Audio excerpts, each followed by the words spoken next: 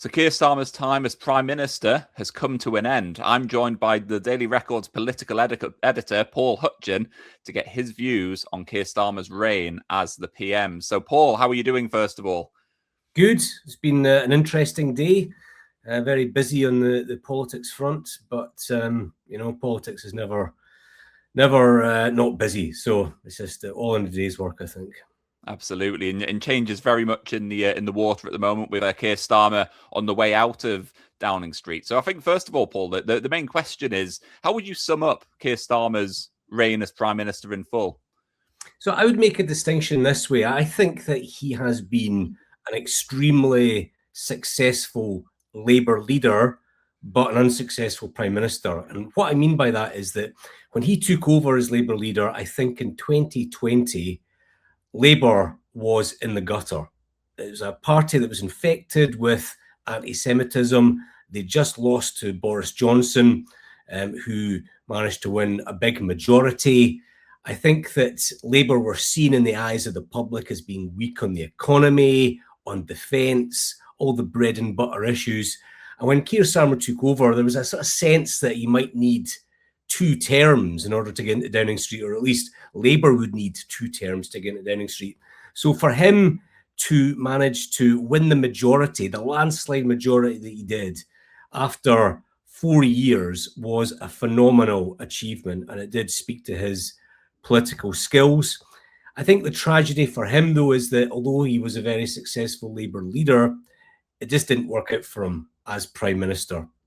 He didn't prepare. I think too much was focused on beating the Tories, and not enough was focused and geared towards changing the country. I think he got quickly found out in the early months of his premiership with some pretty terrible mistakes, and I don't think his premiership ever really recovered from those mistakes.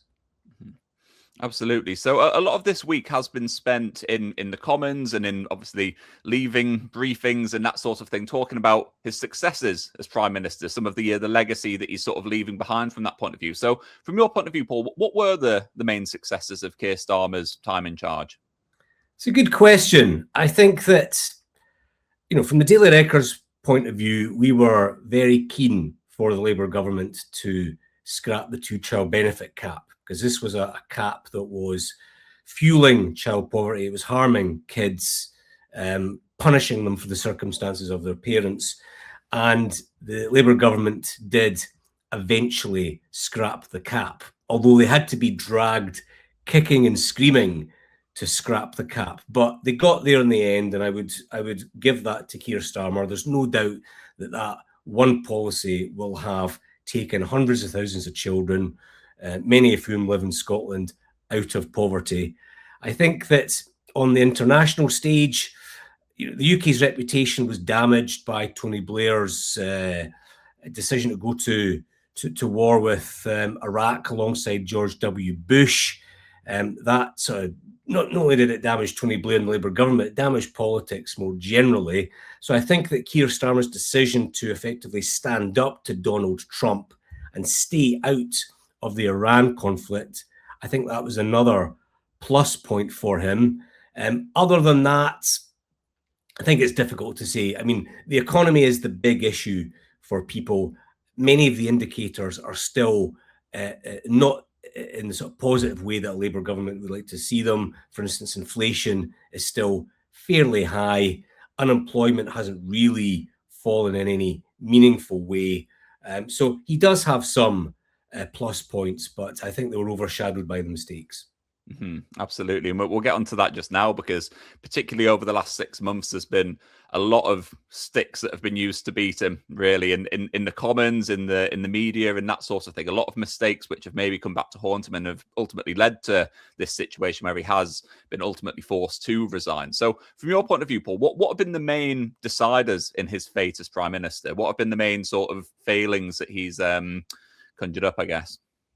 I think the number one failure was getting into office and almost immediately trying to scrap the winter fuel payment for so many pensioners. And that is a decision that is still spoken about on the doorsteps to this day and really harmed Scottish Labour in the Holyrood election. So the winter fuel payment went to every pensioner. the original proposal was to restrict it to, I think, pensioners earning up to around 11.5 grand. So you're taking it away from pensioners who earned a bit more than that, which is not what any Labour government should be doing. Eventually, they U-turned and they had a much fairer form of targeting. But you speak to Labour MSPs and MPs, I don't think Keir Starmer ever recovered from that mistake. People wanted more money. They didn't want the Labour government to take money away. I also think that their botched attempt at welfare reform also harmed them. Now, there's no doubt that welfare spending is forecast to grow in quite an alarming way. But the way they tried to deal with that did spread fear and alarm among disabled people, other vulnerable people, rather than it being about trying to get people back into work. It did reek of a cynical cost-saving exercise by the Treasury. So I do think that harmed Labour amongst their natural supporters as well. But more broadly, I think there was just a failure to tell a positive picture about where he wanted the country to go. If you remember when Tony Blair got in 1997, he very much captured a positive, upbeat, optimistic mood. Keir Starmer wasn't able to do that. In fact, one of his early press conferences, I think he said things are going to get better, or things are going to get worse before they get better. And that really did hit a bum note, I think. He didn't get the tone right, didn't have a broader narrative, and he paid a very high political price for that. Absolutely. And how big a role did the Peter Mandelson vetting scandal? How decisive was that, do you think, in his downfall?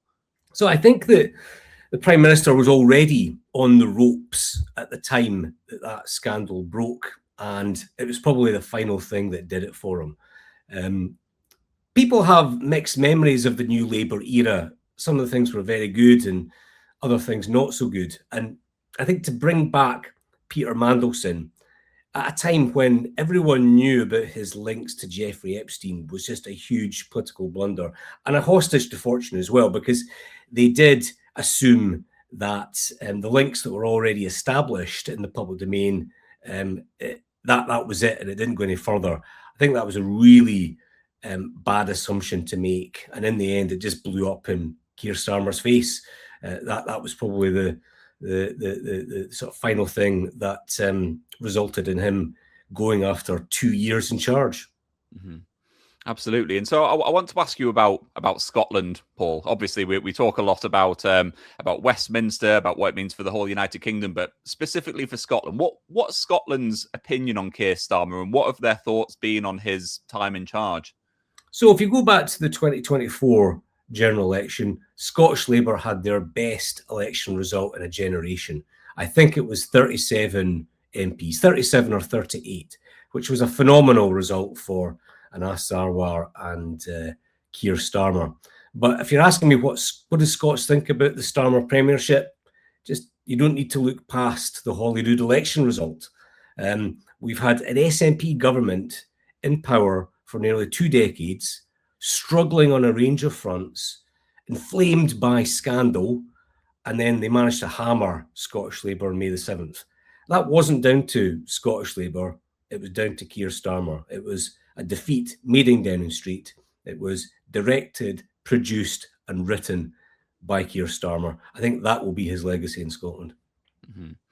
Absolutely. And so, of course, there's been a lot of scandal. There's been a lot of mistakes along the way from Keir Starmer. And obviously, he now moves on. There's been 6 prime ministers in the last 10 years. And obviously, in this age of 24/7 news coverage, social media scrutiny and stuff, it's a particularly difficult place to be a politician at the moment. So I guess the question is, Paul, do you think that the UK are ungovernable at the moment? Do you think being a prime minister is almost the impossible job at this point?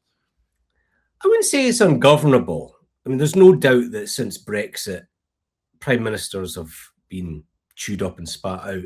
I think the prime minister, whoever it is, and it's going to be Andy Burnham, but I think that one of the things you have to get to grips with, you have to accept, is that politics has changed.